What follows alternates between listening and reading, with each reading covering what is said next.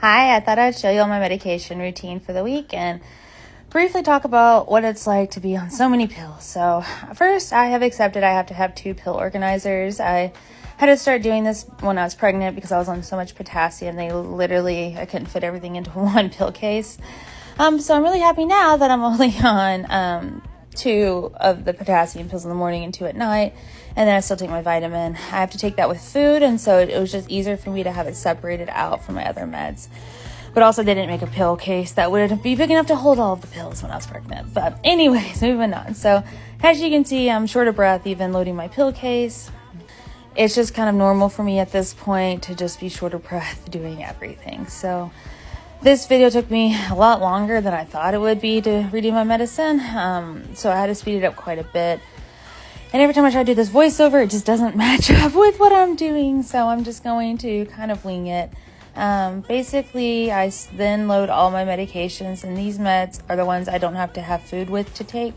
So like I start with my gabapentin, which is a medication for my nerve damage. I have complex regional pain syndrome from my bilateral sympathectomy in 2016.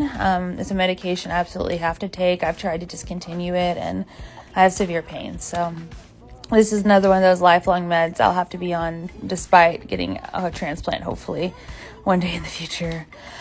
Another medication I'm currently on is a diuretic. Luckily, I'm on a much lower dose than when I was pregnant. I was maxed out while pregnant, and now I'm back to being on a pretty normal dose, but I'm still obviously having a lot of heart failure symptoms. I was able to reduce that dose by controlling how much sodium I eat, controlling how much fluid I drink, and then, of course, losing weight has helped as well. I'm also on a really low dose of beta blocker. This is because, again, I had that sympathectomy, which we thought was going to, make everything better. And all it did was help me not to have arrhythmias. But unfortunately, my heart is already so enlarged that I continue to have advanced heart failure symptoms because my heart cannot adequately pump the blood to my body. And then that's just, again, one of those things that it is what it is.